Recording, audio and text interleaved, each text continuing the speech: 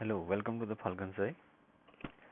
Today we are going to discuss a very important topic that covers an important section of numerical analysis, oblique numerical methods, oblique numerical techniques. तो आज के lecture में हम बात करने जा रहे हैं central difference interpolation formula.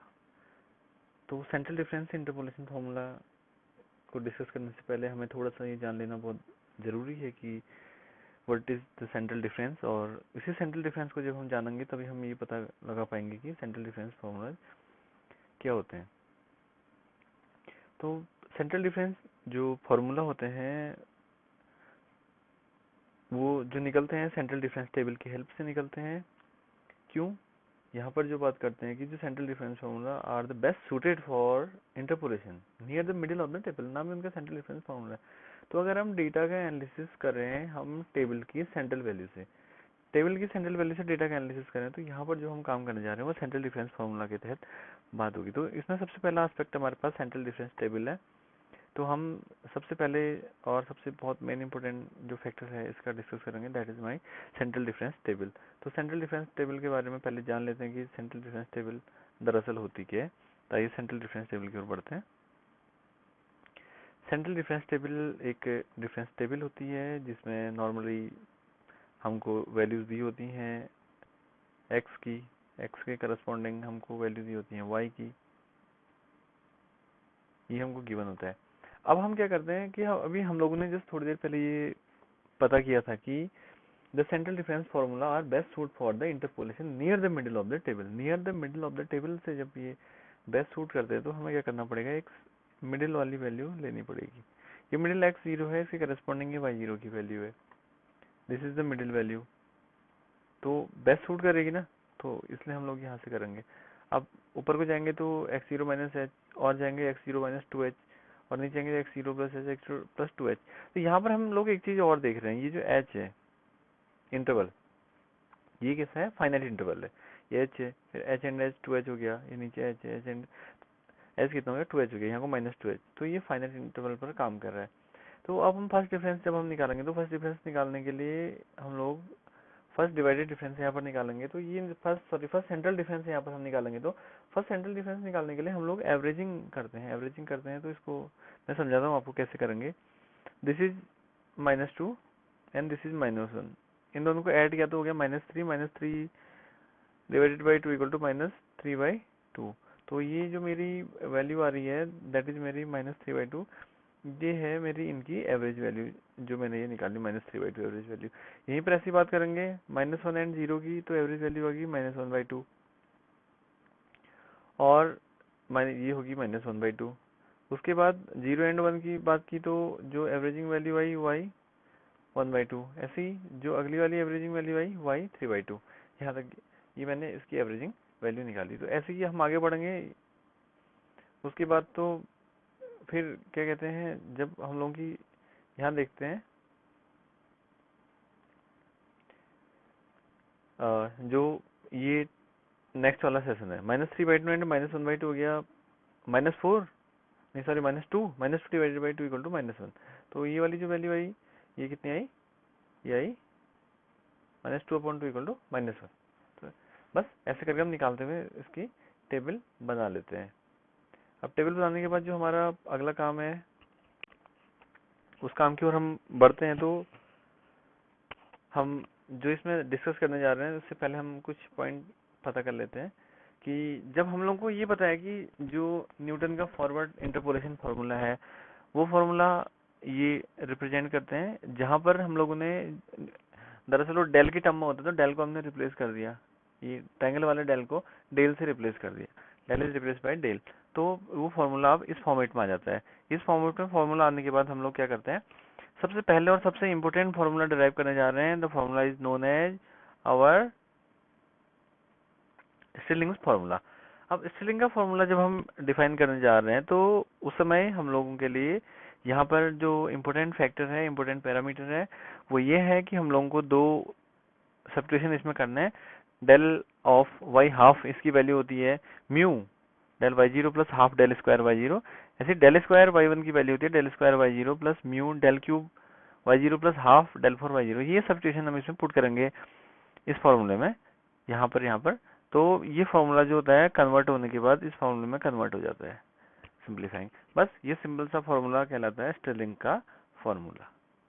Sterling के फॉर्मूले में 2-3 खासियत है जिसे मैं आपको हाईलाइट कर देता हूँ।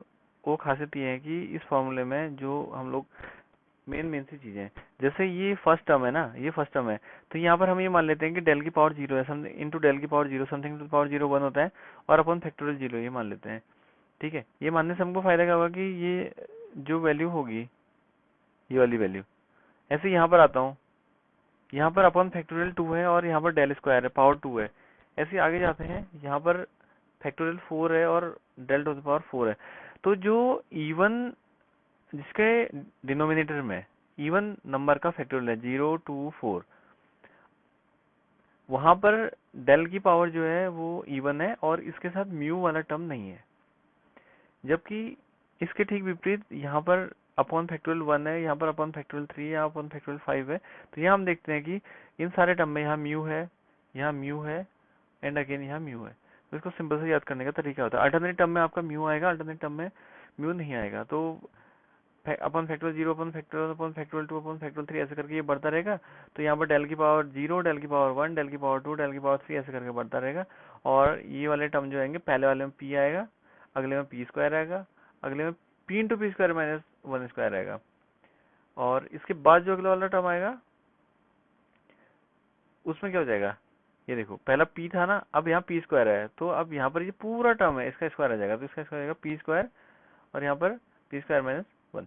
तो ये आ गया। इसके बाद फिर अगले वाले टर्म में जो आएगा वो आएगा p into P square minus 1 square, और अगेन उसके साथ आएगा p square minus 2 square upon factorial 5। तो ये ऐसे करके आगे को बढ़ता रहेगा स्ट्रिंग का फॉर्मूला। अब हम लोग इस फॉर्मूले पर एक बेस्ड न्यूमेरिकल या एग्जांपल इसका सॉर्ट आउट कर लेते हैं, जिससे हमको क्लियर हो जाएगा कि इसकी वैल्यू पुट कैसे करनी है और इसका एनालिसिस कैसे होगा।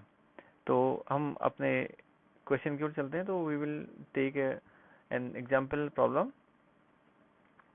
एग्जाम्पल प्रॉब्लम में नॉर्मली क्या दिया होगा, हमको x की वैल्यू और y की वैल्यू गिवन होती है, x और y की वैल्यू गिवन होती है, और उसके बीच में हमको एक वैल्यू फाइंड करनी होती है। तो ऐसा वाला क्वेश्चन हमें कोई करने को मिलेगा, तो हम एक क्वेरी पकड़ते हैं। आइए हम ये कहते हैं कि compute U12.2 from the following table. तो अभी हम यहाँ पर देखते हैं कि हमको ये टेबल गिवन है, तो इसमें हमको जो वैल्यू निकालनी है वो वैल्यू हमको निकालनी है किसकी, 12.2 की। तो अभी हम जरा ये देखते हैं कि ये जो गिवन है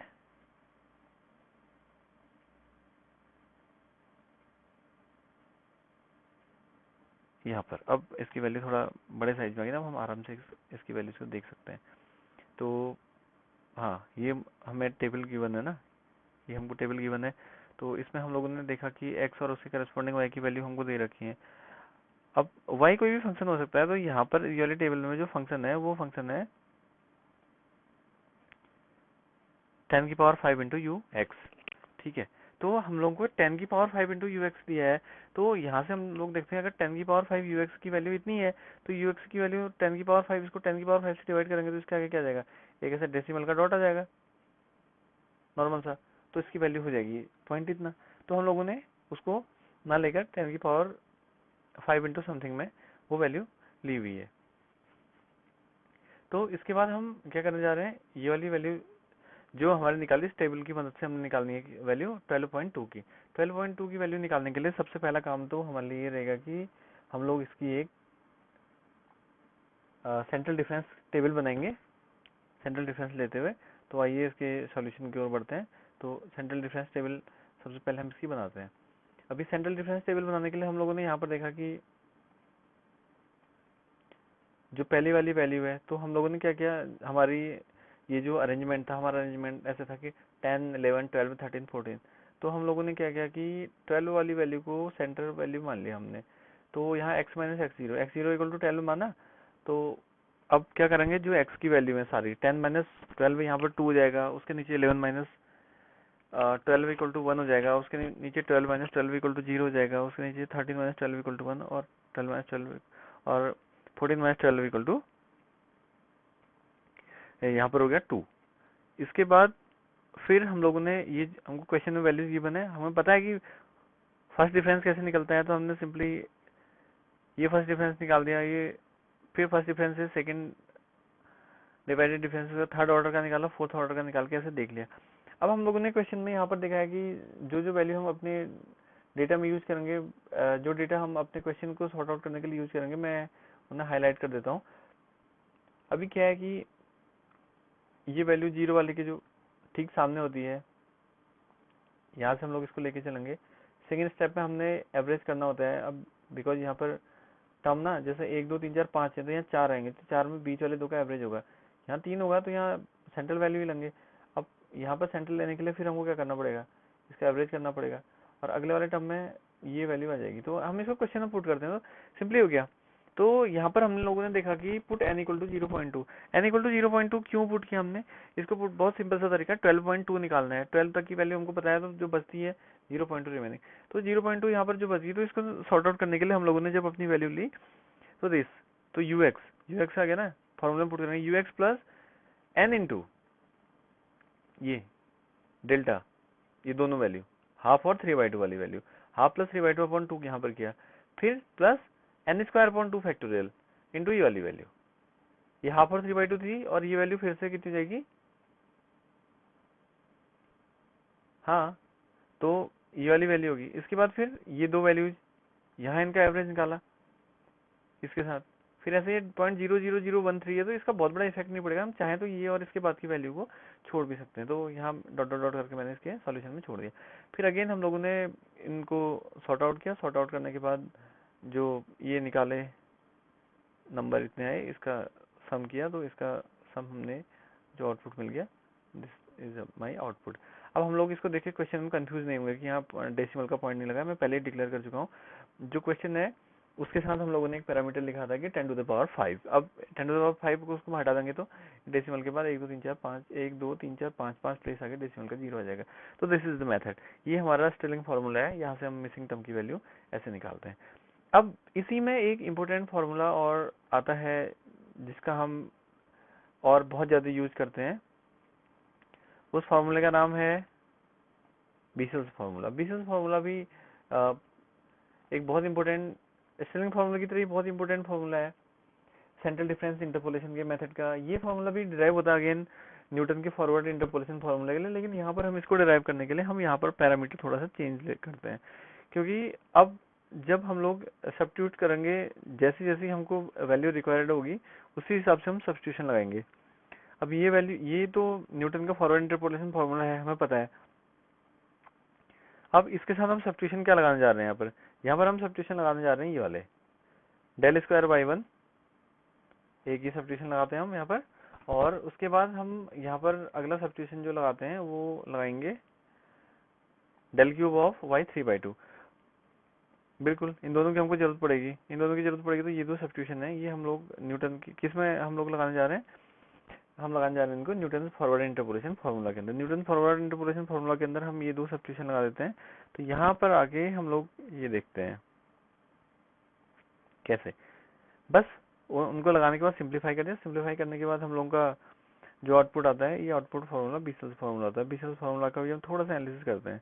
यहाँ पर एनालिसिस करते हैं तो यहाँ पर भी हम क्या देख रहे हैं, यहाँ हम देख रहे हैं, देखो ये टर्म है y0, इसमें y हाफ, अगेन इसमें y half, again y half y half y half, ठीक है। तो पहला इनिशियल वैल्यू को अगर हम छोड़ देते हैं, तो इसमें p into P minus one, इसमें p into P minus one into P minus half, फिर p into P square minus one square into P minus two. यहाँ पर देख, यहाँ पर थोड़ा ध्यान देने वाली बात है, फिर p into P square minus one into P minus two, अगला वाला टर्म आएगा उसमें फिर हाफ वाला टर्म आएगा यहाँ पर। और ये अपॉन के factorial, factorial 0, factorial 1, factorial 2, factorial 3, factorial 4, factorial 5 ऐसे करके पढ़ते ही रहेंगे। और अगली भी इसमें ध्यान देने वाली बात यहाँ पर यह है कि यहाँ पर जो इवन नंबर वाले टर्म है फैक्टोरियल 2 है, इसमें म्यू आएगा, ऑड नंबर वाले म्यू नहीं आएगा, और फिर इवन टर्म वाले में म्यू आएगा, जस्ट अपोज स्टेलिंग फार्मूला से इसमें थोड़ा सा यहाँ पर इसका म्यू वाले टर्म आने का बिहेवियर चेंज है। तो ये तो रहा हमारा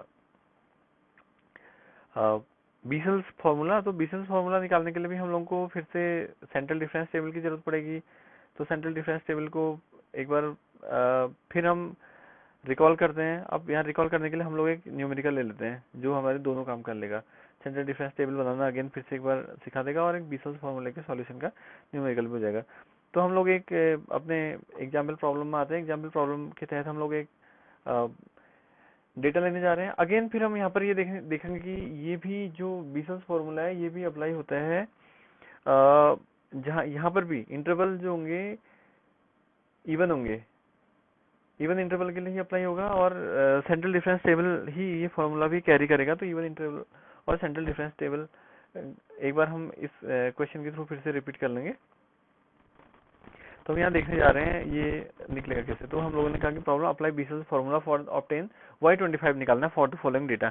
यहाँ पर हमको y20, y24, y28, y32 दे रखा है। तो ये अगर हम इसको एनालिसिस करें तो यहाँ पर हम सिंपली ये देख लेते हैं ना कि जो वैल्यू है ये क्या थी, ये y20, ये y24, ये y28 और ये y32। तो यहाँ पर वैल्यू होगी 20, 24, 28 और 32। तो इन दोनों के बीच में जो डिफरेंस हुआ, इन दोनों के बीच का डिफरेंस हुआ 4, फिर अगेन इन दोनों के बीच का डिफरेंस है 4, अगेन इन दोनों के बीच का डिफरेंस है 4। तो यहाँ पर फिर से डिफरेंस जो है कितना इक्वल है। तो इक्वल डिफरेंस वाले में ये टेबल काम करती है। तो अब हम लोग इसको सीधे सीधे अप्लाई करने जा रहे हैं, और इसके सॉल्यूशन के लिए हम बनाएंगे सेंट्रल डिफरेंस टेबल। तो यहाँ पर 24 को हमने ओरिजिन माना और 4 को 1 यूनिट मान लिया, तो n = 1/4 हो गया, क्योंकि ये 0, 1, 2, 3 के फॉर्म आ जाएगी ना। अदरवाइज ये 0, 1, 2, 3 के फॉर्म में नहीं आएगी। अगर मैं इसको बीच वाले को ना, जो सेकंड नंबर वाली वैल्यू है, कौन सी, ये मेरे क्वेश्चन में 24 है, सेंट्रल वैल्यू 24 को मानूंगा। तो 24 को अगर सेंट्रल मानूंगा तो ये आपको दिखाई देगा -4, ये आपको 0, ये 4 और ये 8 दिखाई देगा। तो n = 1/4 कर लिया हमने, सीधे 1/4 से डिवाइड कर लिया। तो यहाँ पर मुझे 4 की यूनिट मान तो -1, 0, 1, 2 की फॉर्म में आ गई। ये मुझे y की वैल्यू, सिंपल सा क्वेश्चन है। और यहाँ पर अगर मैं टेबल बनाने की बात करूँ तो ये जाहिर सी बात है, हम लोग देख रहे हैं ना ये क्वेश्चन, ये वैल्यूज गिवन है, कौन सी, ये आपको n क्वेश्चन में गिवन है और ये y की वैल्यू गिवन है। तो हम लोगों ने यहाँ पर उसके बाद क्या किया, हम लोगों ने फर्स्ट डिफरेंस निकाला, सेकंड निकाला एंड थर्ड निकाला। यहाँ पर हम पहुंच गए। तो ये सब निकालने के बाद हम लोगों ने लास्ट में क्या किया, ये वैल्यूज आ गई। अब ये वाली वैल्यूज में से यहाँ पर क्वेश्चन में जो वैल्यूज हम लोग ऑप्ट करेंगे वो कौन कौन सी वैल्यू होंगी, ध्यान देने वाली बात यहाँ पर है बीसल्स फार्मूला के तहत। तो क्वेश्चन में जो वैल्यू ऑप्ट होंगी, पहली वैल्यू तो मेरी जो ऑप्ट होगी, मैं उस वैल्यू को यहाँ पर लगा दूँ, ये वैल्यू होगी, ठीक है। इस वैल्यू के आने के बाद ये 3 वैल्यूज हैं, तो इसकी बीच वाली वैल्यू अब 2 आ रही हैं, तो 2 आ रही हैं तो 2 में ये वाली होंगी। अब एक सिंगल आ रही तो सिंगल वाली वैल्यू वाली होगी। तो बीसल्स फार्मूला y25 = पुट कर देना 3165 + 1/4 इंटू मेरा फॉर्मूला था ये y की वैल्यू, जो सॉरी ये वाली वैल्यू डेल y की वैल्यू ये दी थी, फिर 1/4 n × n-1 था ना, तो n = कितना 1/4 है, ये मेरी n की वैल्यू है, ठीक है, ये मेरी n की वैल्यू है। तो यहाँ पर n इंटू आया ना n-1, ये n की वैल्यू, तो 1/4, 1/4 फैक्टोरियल 2 1 इंटू इतना प्लस हाफ इंटू इतना बाई इतना। फिर अगला क्या होता था, n × n-1 इंटू n-½ होता था, ये n-½ होता था, तो हाफ वाला टर्म ये आ गया, इंटू जो वाला टर्म है ये वाला आ गया। तो इसको मैंने सारा सॉर्ट आउट कर लिया, तो I will get this answer, ये मेरा निकल गया आंसर। अब मैं यहाँ पर इसको कोड कर देता हूँ और बस। तो यहाँ से हमने देखा कि हम लोगों के पास दो बहुत important formula, Stirling and Bessel's formula है जो सेंट्रल डिफरेंस ऑपरेटर को निकालते हैं। और होप सो ये आपको समझ में आ गए होंगे। और अगर आपको इससे रिलेटेड कोई क्वेरीज हैं, कोई डाउट हैं, तो आप मुझे कमेंट सेक्शन में कमेंट कर सकते हैं। और अगर आपको ये वीडियो हेल्पफुल लगती है तो आप इस चैनल को सब्सक्राइब कर सकते हैं। Please do subscribe, like and share. Thanks for watching.